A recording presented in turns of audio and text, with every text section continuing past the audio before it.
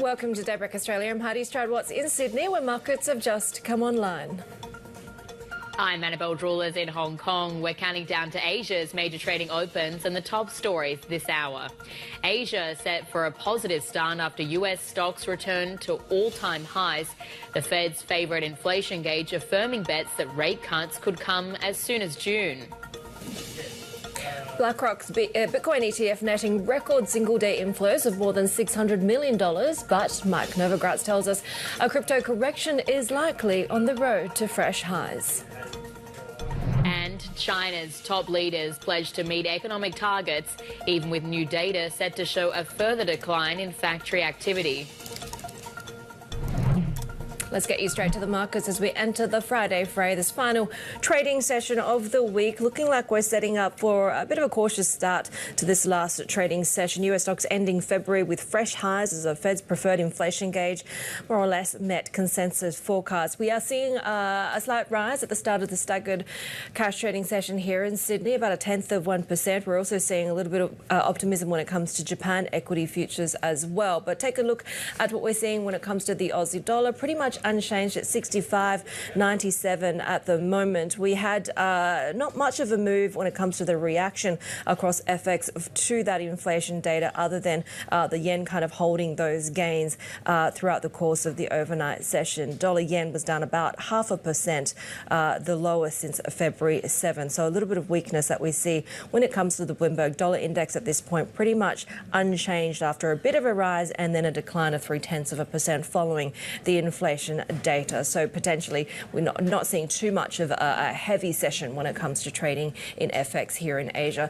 Taking a look at the setup when it comes to Japan, though, and that yen story will kind of be dominant today. The yen still holding most of those gains within G10. The BOJ, of course, sending one of its strongest signals yet about the end of negative rates, later supported by Treasury yields also turning lower as well in that US session. We did hear from the Bank of Japan board member Hajime Takada saying that the BOJ's price target is finally coming into sight, really supporting expectations that BOJ policymakers are looking at a state of readiness, I guess, to exit ultra-loose monetary policy. Dollar yen holding at just under that, or almost under that 150 level. Nikkei futures up by just about 0.1% as we see it now, and we are looking at potentially some downside when it comes to the start of trading in Hong Kong and China. Futures there for the A50 China futures index down by about 0.1%, Belle.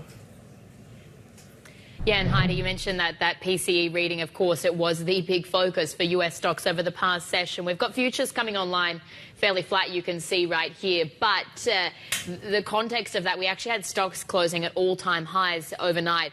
So yes, we saw it remaining above the 2% target, the PCE reading, but still it did validate that wait-and-see approach from policymakers, because it certainly helped as well alleviate any concerns about a more significant inflation increase. So that sort of set the tone for markets trading. As a single, as well of that risk appetite, we're seeing Bitcoin continue to sort of move above that 60,000 mark. So we're still sitting around that 2-year high, a little bit under pressure today, but still a very, very big run up over the past few sessions. Really, that toll of the Fed keeping its rates high for longer has affected regional lenders and the smaller ones as well.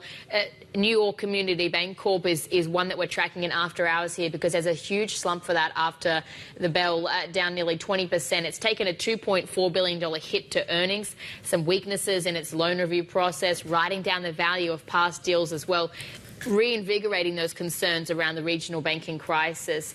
But as I said, really it is that focus on when the Fed is going to start transitioning toward easing rates, something that could help some of those regional lenders as well. But take a look at this terminal chart here, because you can see what traders are pricing in terms of Fed rate cuts for this year. And they're pretty much, as you can see, they're aligning with Powell's December message.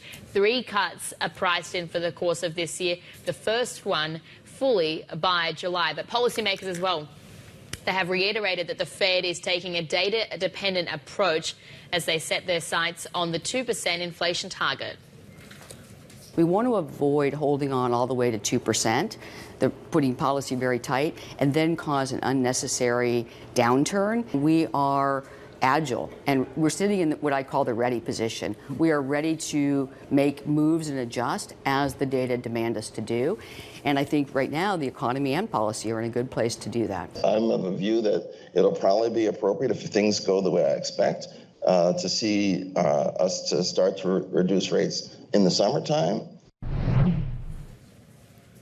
Let's get some analysis from Scarlett Wynan, who's the CIO at Reagan Capital. Scarlett, great to have you with us. So do you think we're getting to a point, because it is the same messaging regardless of if you're listening to the Fed, to the RBNZ, to the RBA, to the BOJ, data dependent, patience is key. There's a level of readiness being signalled here across the board, though. Do you think markets have gotten to a position where they're not overdoing expectations? Not yet. I think, we're neutral. We finally have gotten to that 3 Fed cuts this year, pricing in May or June. But the recent data that have come out, to me at least, point to the Fed waiting until the fall. We might not see something until September. And, there are folks that are pricing in potential, the next potential move might be higher. And I'm 50-50 on that. I'm leaning towards the Fed potentially having to raise rates before they lower rates. So I wouldn't get too ahead of what the Fed's going to do, especially if the BOJ raises rates here above that negative territory. Folks have been riding this yen carry trade since the late 1990s. So 25, years now that JGBs have determined really the rates of U.S. Treasuries. And JGBs really are still pointing to the fact that I think Treasuries have 30, 40 basis points higher to go. And I'm in the camp that we might see 5 handle on Treasuries on the 10-year before we see 3 handle again. Well, late 1980s, I should say, 1989, December 1989 to be precise, is the last time we saw the Nikkei 225 trading at these levels. How are you investing around Japan at the moment? Is there a bit of profit taking around, perhaps some of the more crowded positions? As you say, Asia is kind of headed back to the 90s on this theme. Yeah, and that's kind of my theme really, is when you're looking at Asia back to the 90s. If we remember, Japan topped out late 80s, and led on to that eventually to the financial crisis in 1997. So I think JGBs are going higher. I see strength outside of China. I see strength in Japan, strength in India, strength in a lot of economies that are benefiting from deglobalization.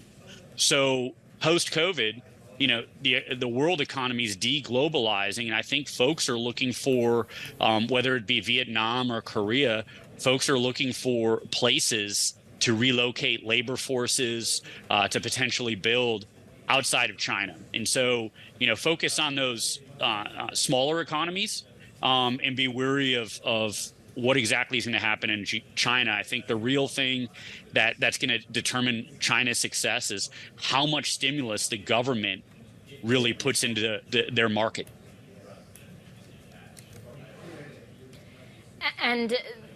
But we have seen really that sort of run up in Chinese equities over the past few weeks, and we've erased those losses year to date. Some have turned a little bit more positive. Would you enter the market just from a valuation perspective? Because equities still are very, very cheap there. Yeah, theoretically they're cheap, but I'm a little bit wary of I think it's going to be a bob and weave, so to speak. I think you have to wait for maybe a further sell-off and the government to come back in. But I think it's fully dependent on government support. Relative to Japan, you look at Warren Buffett's investments in Japanese trading houses that look very prescient now. Japan looks extremely strong. We're talking about raising rates in Japan for the first time in a very, very long time. And so I would stick with some relatively safe bets in where, real money's going, which I think is more of a Korea and India and Japan type of trade. And there's safer bets as well. I mean, there's other areas you can go into that have lower risk, and you can get, say, 7 to 10% returns, things like different parts of the bond market, for instance. Yeah, no doubt. You're looking at one of the first times in the last 20 years, whether it be high yield corporates, municipal bonds, what we focus on, which is mortgage backs that can offer well above that 5-handle yield you might get on money markets. You can put together a portfolio right now that's yielding 7 to 8%, extremely safe, and put on whatever duration you want, whether you want to take on very little interest rate risk or whether you want to make a bet going out the curve in 5 to 10-year type of debt. So now's the time to be creative and to play quarterback, so to speak, on your fixed income portfolio. Skylar, I just want to get your views quickly on one of the stocks we're watching in after hours today. New York Community Bancorp, NYCB, huge drop after it flagged this $2.4 billion hit to earnings. Broadly, we're getting more concerns that are coming in around regional banks and especially those with high commercial real estate exposure. How concerned are you by that? Banks are in trouble, and it's a double whammy here on one, securities valuation. If they own bonds, those bonds have fallen in value by about 5 points over the last, call it 3 months. Then that commercial real estate exposure is in a lot of trouble as well. Multifamily real estate's down 20 to 30%. Office is down 50 to 60. And so you have to pick apart that bank's balance sheet and where their lending is going. But the likes of a New York community bank that has a lot of exposure to rent controlled apartments in New York, a lot of exposure to multifamily, I don't see an end in sight really for a lot of that debt. You know, we're looking at some debt that these folks own where folks are looking to refinance at 14 to 16%. So folks are desperate to get their hands on debt almost at any cost. And so these banks are facing down huge markdowns. All right, Skylar, thanks for your time. That was Skylar Wynan, CIO of Regan Capital there. And still ahead, we're actually going to have more on those NYCB news, taking that huge hit to its earnings. We've got a new leadership as well coming through to try and navigate this turmoil. So certainly a lot to be discussing. We'll have more details on that ahead. This is Bloomberg.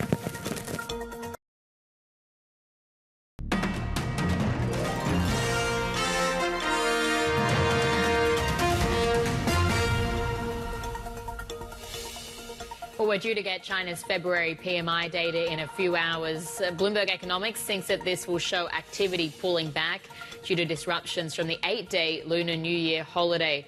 The data release comes as China's top leadership pledges to meet economic targets for the year and maintain social stability.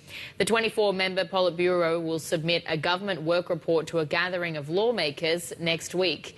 China's so-called two sessions, the National People's Congress and the Chinese People's Political Consultative Conference, begin on Monday. Our Chief North Asia correspondent Stephen Engel looks at the many challenges faced by leaders gathering in Beijing. The National People's Congress, or NPC, is China's annual session of parliament, convened usually every spring in the Great Hall of the People next to Tiananmen Square in central Beijing. Essentially, the NPC sets the political agenda for the year ahead, when the nearly 3,000 delegates from around the country get their marching orders on day one in the form of a lengthy work report from Premier Li Qiang. While regarded as the highest organ of state power, the NPC nevertheless operates under the direction of the Communist Party of China. The NPC, by design, legislates and executes the directives of the party. The roughly two-week affair is colloquially known as Lianghui, meaning the two sessions, as the NPC is preceded by a gathering of the Chinese People's Political Consultative Conference, or CPPCC, an advisory body supposedly representing views from the broader society and business community. Even though party membership is not required to be in the CPPCC, it is nevertheless directly supervised by the Communist Party. Bloomberg's Chief North Asia correspondent Stephen Engel there. Of course, the political pageantry begins next week. Well, talks at the World Trade Organization conference in Abu Dhabi have been extended to a fifth day. Member nations are struggling to reach agreements on a range of key issues. Bloomberg's Paul Allen joins us now, and I suppose this is tell us about how divisive the broader environment is. Yeah, very complicated as well, and a lot of the areas of disagreement have to do with how the world's poorest people are treated. For example, there's the issue of stockholding, which has nothing to do with holding shares. It's about countries buying grains from farmers at predetermined prices. So it kind of looks like a subsidy, smells like a subsidy, but from countries like India's perspective, it's really about food security for 800 million poor people. But then from countries like Australia and Brazil's perspective, it's about not being able to sell fairly into that market. And it's a very big market as well. Fisheries is another area of a sticking point, and that's the same sort of thing. There's a lot of subsistence fishes out there that rely on these sorts of programs, and Indonesia's trade minister put it quite well, saying, look, this is about daily life and death of feeding people. Another issue is e-commerce. Currently, tariffs on e-commerce are prohibited. Indonesia would like this to lapse. And this is where we get into this interesting area of crossover, because e-commerce could be used as a bargaining chip for these movement on these other issues. So it just sort of illustrates the depth and complexity of what's going on. And given that depth, given that complexity, what are the chances that this conference ends without an agreement or a statement? Well, that's a very real possibility, that we get to 2 p.m. local time Friday and there is no agreement or statement. Another possibility is a watered-down statement that notes some of these unresolved issues. There are encouraging signs. I mean, we have to remember there's more than 160 countries involved here, and there is agreement on 17 paragraphs in the declaration so far. So talks are ongoing as well, and that really illustrates that there is a will to keep on pushing towards an agreement. The Director General Ngozi Okonjo-Iweala, she says some things are proceeding in a really good way, other things she's not so sure about.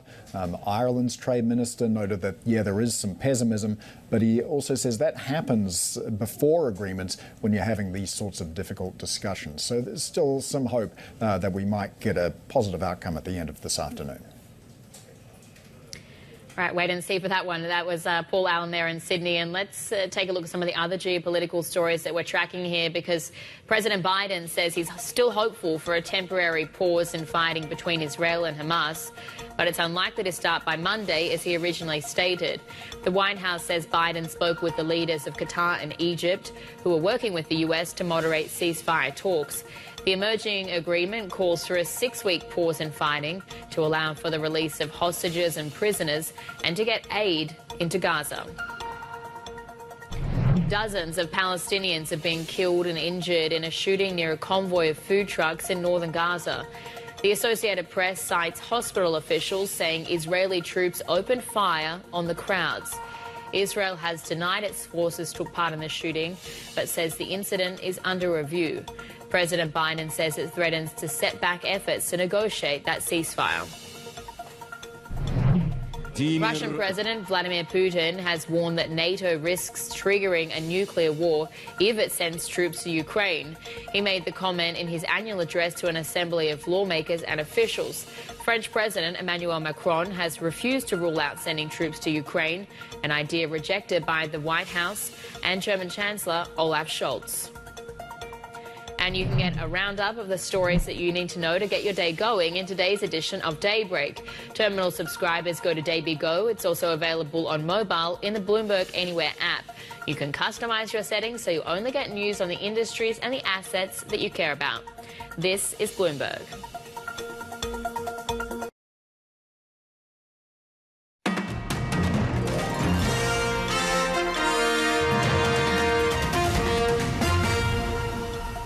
I would say we've gotten to very frothy levels. And so I wouldn't be surprised to see some correction and some consolidation. But I'm very loath to pick a Bitcoin high because I really do believe this is price discovery.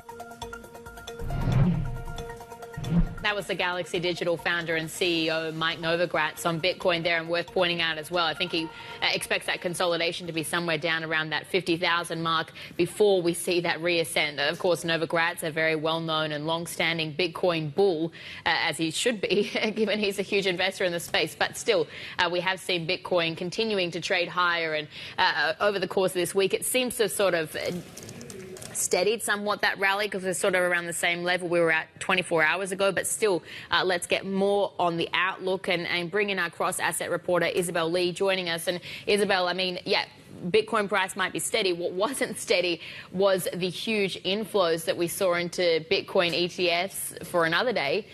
How sustainable do you think that this is?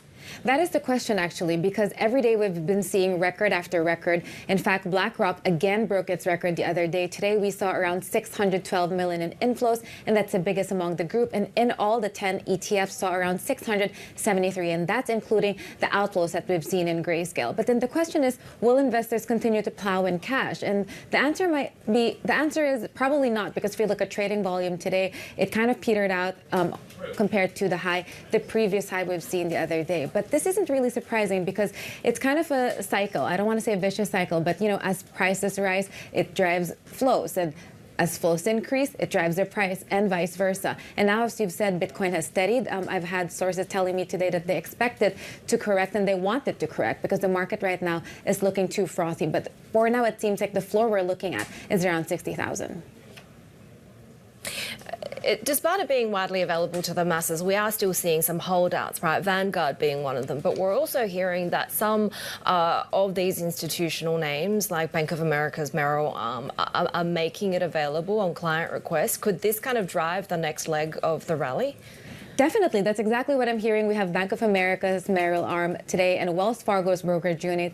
Bloomberg reported that they've started offering upon request. So that's usually the key thing that we hear of, upon request. So they cannot really offer it unsolicited. But still, it's a big sea change because these big Wall Street firms have been holdouts for the longest time. And I have a lot of sources telling me also that imagine we're seeing this demand and we still have holdouts. So what more when the dam opens? So we probably will be seeing massive inflows. And this is really interesting because we know that inflows drive the price and price drive the inflows, because at the heart of this all is the simple supply and demand. And for now, the demand of Bitcoin is outpacing the supply because long-term holders do not want to sell at this price because they want to hold it. So this is really an interesting space to watch. And Bloomberg has been reporting banks one after the other capitulating. Bloomberg cross-asset reporter Isabel Lee there from New York. Take a look at trading here in Australia, and we are seeing Australian equities now hitting that bull market territory, or set for that bull market territory if we get into this through to the close. The ASX 200 is up 20% from its 2022 low. If you take a look at how trading is going so far in the first sort of half an hour or so of trade, just two sectors are in the red. Communication services and healthcare are underperforming, but we're seeing very strong gains in the day led by the miners. Materials up by 1.4%. Also, technology and consumer names looking quite strong as well. This is, we continue to kind of see the rise in iron ore from that 4-month low, and that's really driving a lot of that optimism that we're seeing renewed across the materials sector.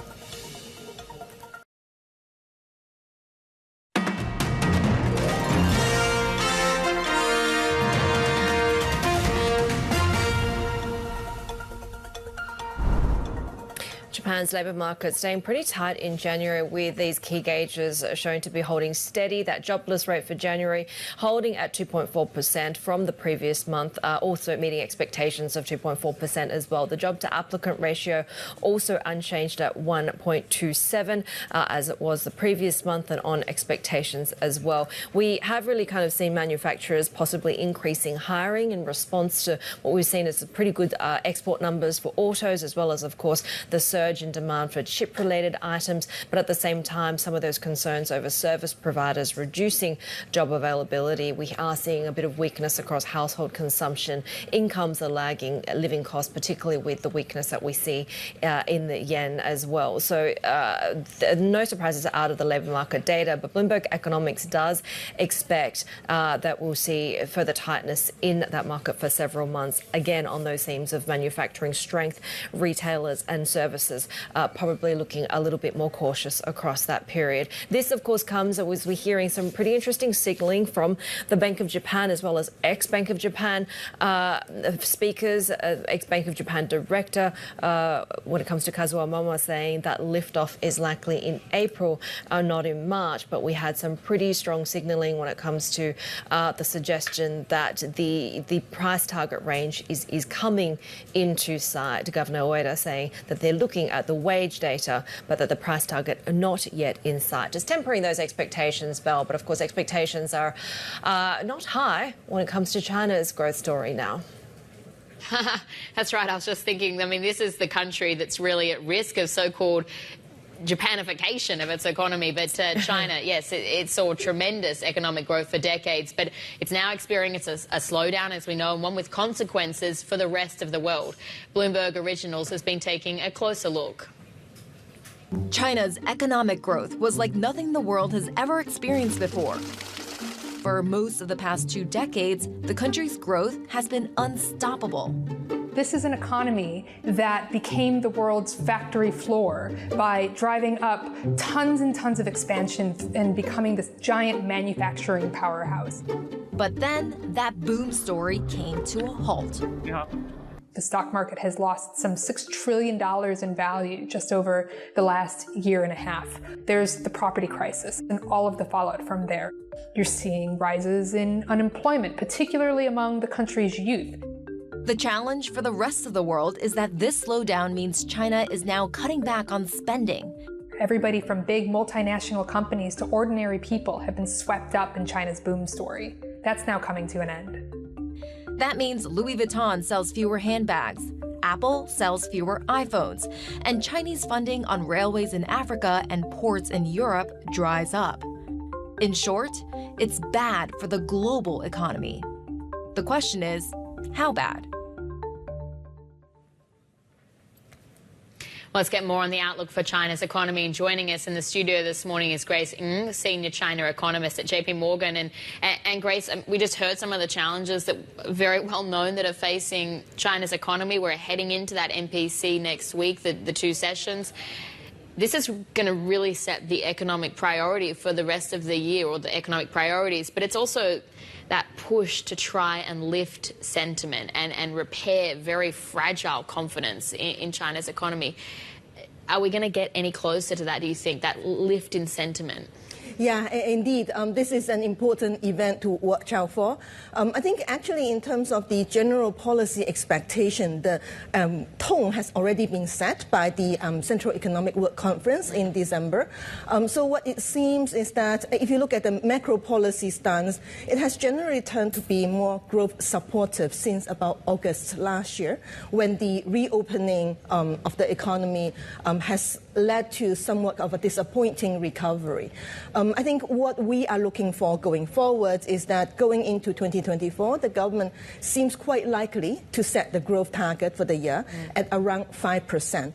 If you compare to 5.2% growth last year, it doesn't seem too much of a difference. But what is important to know is that in 2023, we actually had a low base effect to compare with, and we had the reopening momentum. Even though it was somewhat disappointing, at least you have that boost. So what that means is that it's actually going to be somewhat challenging to achieve 5% growth for this year, and therefore we do need to see a supportive growth policy for this year. So what that means is that for fiscal policy, for monetary policy, they would have to come in on a supportive side. So we are looking for instance, budgetary fiscal deficit target to be at 3.8% of GDP, which in effect would actually be more supportive than last year.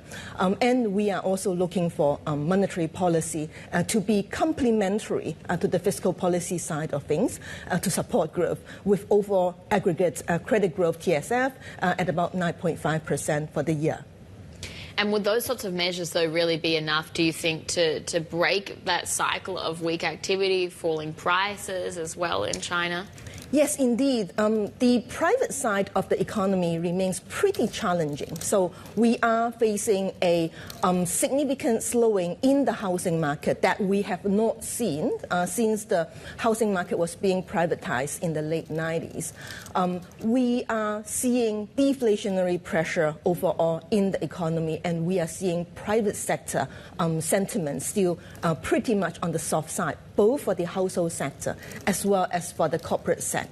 So what that means indeed is that while the private sector, the housing market, is still very much on a sluggish momentum, you do need to see policy support kicking up in order to offset that drag coming from the slowing housing market, poor private sector confidence. In that regard, what we have seen is in the past couple of months, we have seen some stepping up of policy support, including the $1 trillion additional fiscal deficit announced in late October, and the expectation of ongoing policy support on the fiscal side, as we mentioned before. And also importantly, on the monetary policy side, you are seeing the PBOC, for instance, pointing to supportive policy, including structural monetary policy tools, such as PSL, relending. So on the PSL side, we do see, for instance, a 1 trillion yuan program to support public housing, urban village renewal, and public infrastructure, and also relending facility to support other parts of the economy where the central bank wants to provide targeted support. So that's including industry upgrade, green economy, digital economy, elderly care, and so on. Grace, it's a conundrum, isn't it? Because I do wonder how important is signaling the symbolism of that GDP target now. China doesn't miss growth targets, right? It's just simply not done. But at the same time, they want to inspire confidence by setting a reasonably high growth target. But if it's a solid 5%, you know, they could well miss that, right, without a strong fiscal stimulus effort. So do they give themselves a bit more flexibility and notch it down a little bit? Yeah, indeed. This is an interesting question. The way we see it is that if we do not have meaningful policy support stepping up, the economy could potentially actually come in on the softer side, on the 4 handle, say around 4.4, 4.5% or so. But it's exactly as you mentioned, that the government wants to give that signal that economic growth is actually on a stable momentum by setting the growth target at around 5% again for this year, which will be more challenging than achieving 5% last year. And so what that means is therefore that you need to, at the same time as the private sector is on a soft momentum, to step up more on the policy support front. So as we mentioned earlier on, the support for public housing, for urban village renewal and infrastructure and so on, and monetary policy, structural monetary policy tools as kind of a pseudo-fiscal policy support. If that is still not enough, so for instance, if you still see meaningful downside surprise on the housing sector or private sector sentiments and the labor market conditions weaken further from here, then there would be pressure for policy support to step up further from here. Grace, the demographics are also troubling in the medium to long term, right? Have you seen much progress when it comes to structural policy efforts, when it comes to domestic migration, for example, to try and ward off some of these risks? Yes, indeed. I think the government does put quite a lot of emphasis on what they call the new urbanization efforts to support the migrant workers coming in from the rural area to settle in the urban cities. I guess in the very near term, it is somewhat encouraging that some of those migrant workers who have left the cities during the COVID lockdown period to go back to the rural area have come back. And so in the past 2-3 quarters, we have indeed seen the low-income household spending indeed picking up more momentum than than the overall economy.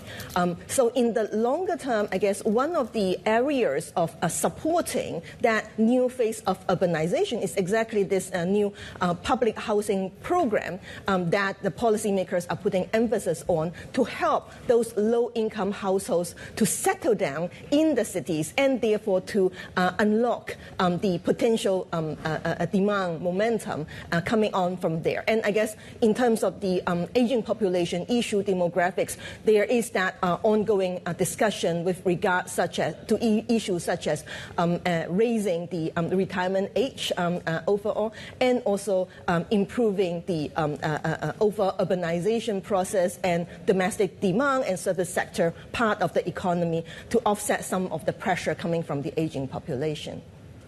Grace, thanks very much for your time this morning. That was Grace, the senior China economist at JP Morgan. And subscribers can watch our full documentary on China's slowdown on the terminal or at Bloomberg.com. And starting next week, we're introducing a brand new program focused on Asia's biggest economy. Bloomberg's The China Show is your definitive source for news and analysis. Yvonne Mann and David Ingles will bring you all the market moves, plus in-depth discussions with key players. The China Show premieres at 9 a.m. Monday in Hong Kong. That's 8 p.m. Sunday night in New York. We'll have more ahead on Daybreak Australia. This is Bloomberg.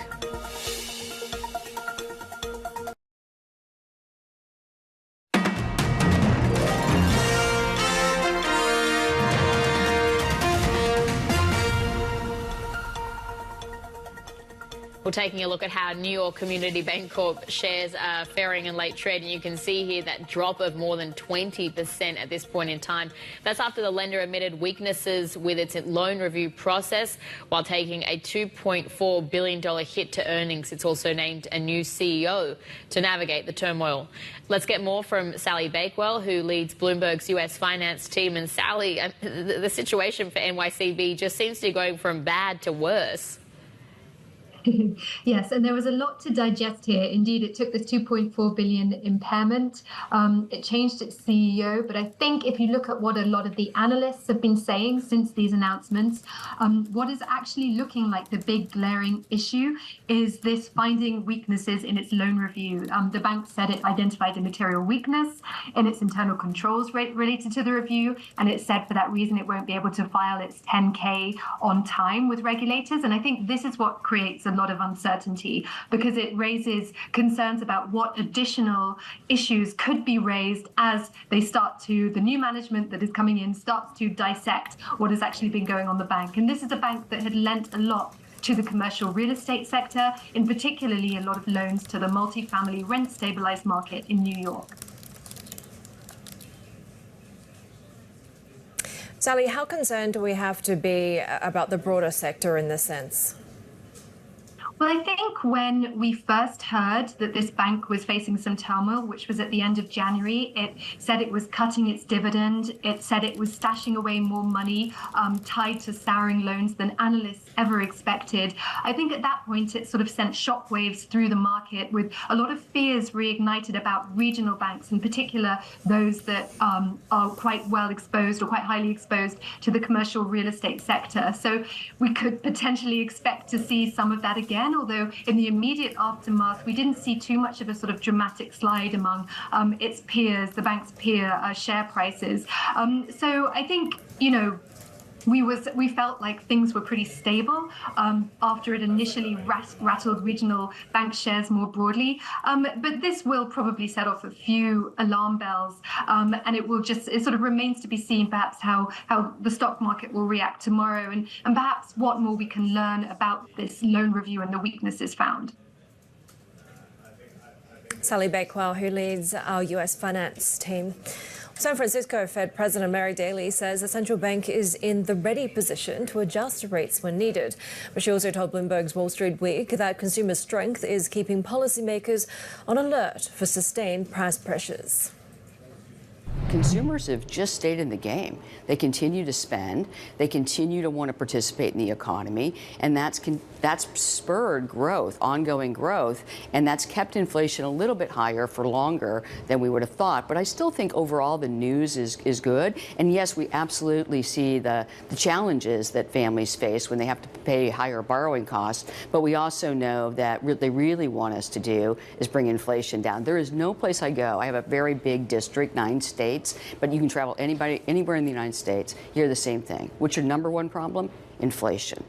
That's what people are focused on, and that's what our job is. For people in financial media and on Wall Street, the number one issue is rate cuts. Yes, that is their number one issue. But we work for the American people, not necessarily not for markets. So, but explain it to in your summary of economic projections, the last one. You have 3 in for the year. That's a projection. It's not a promise. And some people think you should have more. Maybe some people think you should have less.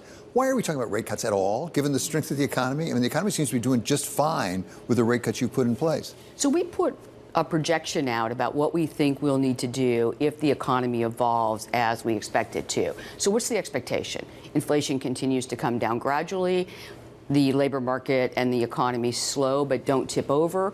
And then it would be appropriate, as inflation comes down, to bring the nominal rate of interest down to make sure we're not holding on even tighter, because we want to avoid the following. We want to avoid holding on all the way to 2%, putting policy very tight, and then cause an unnecessary downturn that you give people lower inflation, but you cost them their jobs. So that's a balancing act that means we have to be calibrating. So I want to just be clear, though, you don't see many Fed officials, including myself, talking about rate cuts. You see us talking about restoring price stability, bringing inflation down, being data dependent, looking at the full balance, being patient and methodical. So I do think that message is clear. It's not always what people necessarily want to hear, but it is a clear message that we've been on. There is a perception on some people's part that maybe the Fed was a little slow in getting started on the rate hikes, so you could have moved a little earlier. How do you avoid that problem on the way down, being slow on the way down? You said you don't want to hold all the way down to 2% and run the risk of a recession, but how do you know that you're on time with the cutting? There is no imminent risk to the economy faltering, so we want to make sure we calibrate. So we're balancing 2 objectives. If we let go of the reins on the economy too quickly, inflation gets stuck, and that actually takes that scarring effect we just talked about for people, and they have it for the rest of the decade or 5 years, or it gets into inflation expectations. All those things that we don't want to happen. Plus, it's a very painful tax on those who can least afford to bear it. The other option, though, is we hold on too long and then the economy tips over, which obviously it hasn't done yet, but we want to avoid that. So that is a delicate balancing act, and it's why you keep hearing me and others say we're data dependent, we're not data point dependent, we're looking at the full complement, and we are agile, and we're sitting in what I call the ready position. We are ready to make moves and adjust as the data demand us to do. And I think right now the economy and policy are in a good place to do that. That was the San Francisco Fed President Mary Daly speaking with Wall Street Week host David Weston. And you can watch us live and see our past interviews on our interactive TV function, TV Go. There you can also dive into any of the securities or Bloomberg functions we talk about. Plus, become part of the conversation by sending us instant messages during our shows. This is for Bloomberg subscribers only. Check it out at TV Go.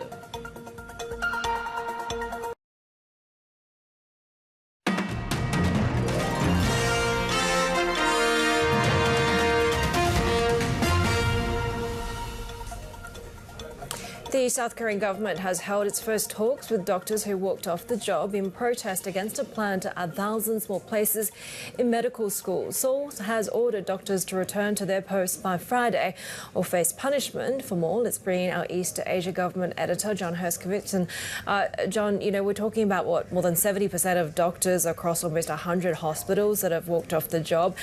How did the talks go? Was there any progress before the deadline today? It didn't look like there was much progress for it. And the doctors are the trainee doctors. About 70% of these trainee doctors, kind of similar to medical residents abroad. They're really key for the delivery of emergency care. And we're just waiting to see what's going to happen today. The day has just started. We're trying to find out if the doctors are still off the job or if they're returning to work. John, I'm sort of curious about the sort of punishments that are going to be meted out, because I think from an outsider's perspective, the die seems cast. The government wants more doctors. The people want more doctors. It's just the doctors don't want more doctors. Exactly. I mean, the government has, it's done a carrot and stick. It's said that it's willing to listen to some of the concerns of the doctors about working conditions, malpractice regulations, and hours for the trainees. But it's stuck by its plan to increase the doctors, the slots at medical schools. It's a way to regulate doctors from about 3,000 now, adding 2,000 more. South Korea has a doctor shortage, and the stick is using the medical law to possibly arrest, prosecute, and suspend the license of the doctors. They can even revoke the licenses if they want to. So they have a lot of power to mete out punishment if they want to. You know, a lot of the themes that we've been talking about in terms of working conditions and industry conditions, it is not sort of just South Korea, right? We hear that across healthcare systems, even here in Australia, for example. I do wonder, has the government sort of indicated that it's willing to address any of these structural problems? Yes. The government has said that it is going to look at the tough working conditions. South Korean doctors have one of the highest levels of consultations among all of the OECD members, but the doctors are also some of the best compensated among the OECD relative to average pay. So you have, there are complaints from critics that the walkout is more about the doctor's self-interest than healthcare. And the doctors are saying it's more about working conditions and getting, there are also imbalances with urban-rural that they say won't be addressed by the government's plan. All right, that was our East Asia government editor there, John Herskovitz, and we'll have more with the market open in Tokyo that's next. This is Bloomberg.